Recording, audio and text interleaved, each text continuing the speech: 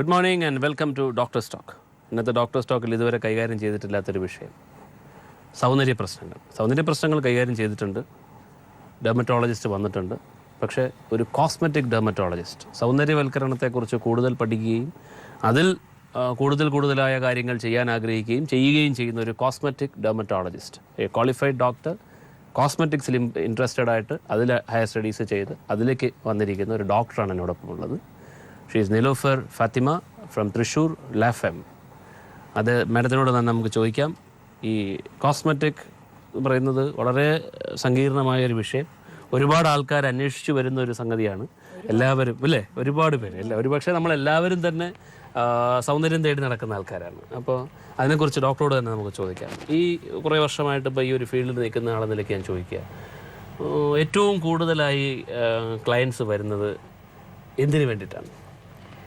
സ്ത്രീകളാണെങ്കിൽ കഴിയുന്നതും അവരൊരു നിറം വെക്കുന്ന കാര്യത്തിലായിരിക്കും കൂടുതൽ അവരുടെ ഒരു കൺഫ്യൂഷനോ അല്ലെങ്കിൽ അവർക്കൊരു സംശയങ്ങളൊക്കെ ഒന്നും ഉണ്ടാവുക.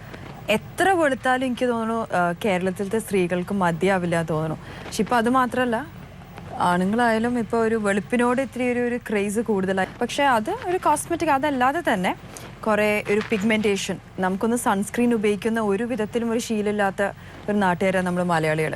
അപ്പോൾ അതിന് സൺ ഡാമേജസ് കാരണം വരുത്തുന്ന കുറേ പിഗ്മെൻറ്റേഷൻ ഇഷ്യൂസും, പിന്നെ ഇരട്ടത്താടി, ഒരു സ്കിൻ കോൺടോറിങ് അല്ലെങ്കിൽ ഒരു ഫേസിൻ്റെ ഒരു ഷേപ്പ് മാറ്റുക, ഒരു പെട്ടെന്ന് ഉള്ളൊരു റിസൾട്ട് ഓറിയൻറ്റഡ് കോസ്മെറ്റിക് ഇഷ്യൂസിനോട് താല്പര്യമുള്ള ആളുകളാണ് കൂടുതലും എൻ്റെ ക്ലയൻസ്. ഇപ്പോൾ ഇന്നിതാ വെളുക്കണം, ഇല്ലെങ്കിൽ നാളെ ഞാനിപ്പോൾ ഇന്ന് ഫിലിം സ്റ്റാർ പോലെ ആവണം, അങ്ങനത്തെ ആൾക്കാരുടെ ഒരു ക്വയറീസാണ് എൻ്റെ ക്ലയൻസ് കൂടുതലും. ഇതൊരു കുറച്ച് പ്രയാസമുള്ളൊരു ഫീൽഡാണെന്ന് തോന്നുന്നു. കാരണം ഇപ്പോൾ പറഞ്ഞു കേട്ടിട്ട് ഇന്ന് ഇവിടെ കൂടുതൽ ഹെയർ ഫോൾസ് വരുന്നു, എല്ലാ ആണുങ്ങളെ പോലെ തന്നെ. അപ്പോൾ ഹെയർ അവർ നീട്ടം വെക്കണുണ്ടാവില്ല കുറേ പേർക്ക്. എല്ലാവർക്കും കുറേ മുടി വേണം എന്ന് വിചാരിക്കുന്നവരാണ്. അപ്പോൾ അത് നമ്മൾ ഹെൽപ്പ് ചെയ്യുന്നുണ്ട്. ഇപ്പോൾ ഈ പറഞ്ഞ കാര്യങ്ങളൊക്കെ ഒരു ബ്യൂട്ടീഷ്യൻ സൈഡിൽ വരുന്ന കാര്യങ്ങളാണ്. ആ ഒരു സ്റ്റൈൽ ഓഫ് കാര്യങ്ങളാണ് ഈ പറഞ്ഞതെല്ലാം. You are A qualified physician. Dermatologist ആണ്. അപ്പം അങ്ങനെ ഒരാൾ ഇങ്ങനൊരു ഫീൽഡിലേക്ക് വരികയും ഈ വക കാര്യങ്ങൾ കൈകാര്യം ചെയ്യുകയും ചെയ്യുന്നത് കൊണ്ട് എന്താണ് അഡ്വാൻറ്റേജ്? അത് ഡോക്ടറുടെ അഭിപ്രായത്തിൽ എങ്ങനെയാണ്? അതുപോലെ ക്ലയൻസിന് എന്ത് ബെനിഫിറ്റാണ് കൊടുക്കാൻ പറ്റുക? ഞാൻ കോസ്മെറ്റിക് കെമിസ്ട്രിയും പഠിച്ചിട്ടുണ്ട്. ഇതിനോടുള്ള ഒരു ഫാസിനേഷൻ, പാഷൻ കാരണമാണ് ഞാൻ ഡെർമറ്റോളജി കഴിഞ്ഞിട്ട് ഞാൻ ഇതിനോട് പോയത്. എത്ര പെട്ടെന്ന് ആൾക്കാരിങ്ങനെ മാറ്റിയെടുക്കാൻ പറ്റുന്നത് ശരിക്കും ഒരു അത്ഭുതം തന്നെയായിരുന്നു. പല കാര്യങ്ങൾ കൊണ്ട്, ഇപ്പോൾ ഫെയർനെസ് ആയാലും, ഇപ്പോൾ ഈ പറഞ്ഞ ഇങ്ങനത്തെ സൊല്യൂഷൻസ് ആയാലും, മുടിയുടെ സൊല്യൂഷൻസ് ആയാലും, എല്ലാത്തിനും ഒരു പരിഹാരം ഉണ്ട് എന്ന് എനിക്ക് മനസ്സിലായി. എല്ലാവരെയും ഭംഗിയാക്കാൻ പറ്റും.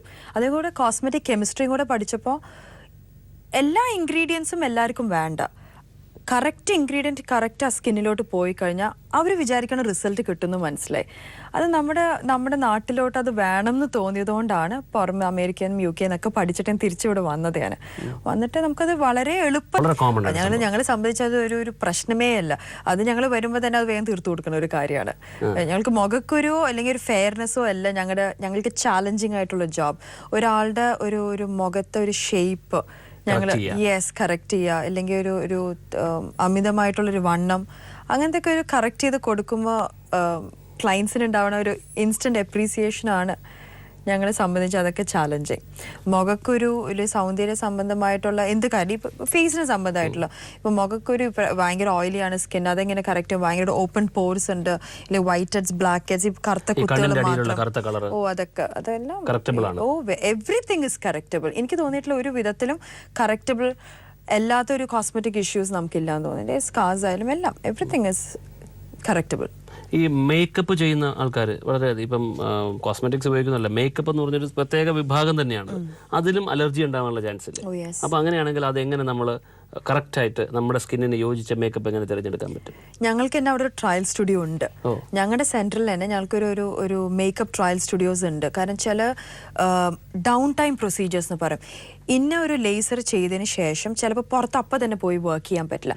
മിക്ക ലേസേഴ്സും ഇപ്പോൾ ഒരു ഡൗൺ ടൈം എന്ന് വെച്ചാൽ നിങ്ങൾ ക്ലിനിക്കിൽ നിന്ന് ഇറങ്ങിയ ഉടനെ തന്നെ നിങ്ങൾക്ക് നിങ്ങളുടേതായ ഒരു കോമൺ ലൈഫ് സ്റ്റൈൽ, നിങ്ങളുടെ ജീവിത രീതി തുടരാം എന്നുള്ളൊരു പ്രൊസീജിയേഴ്സ് ആണ് മിക്കതും.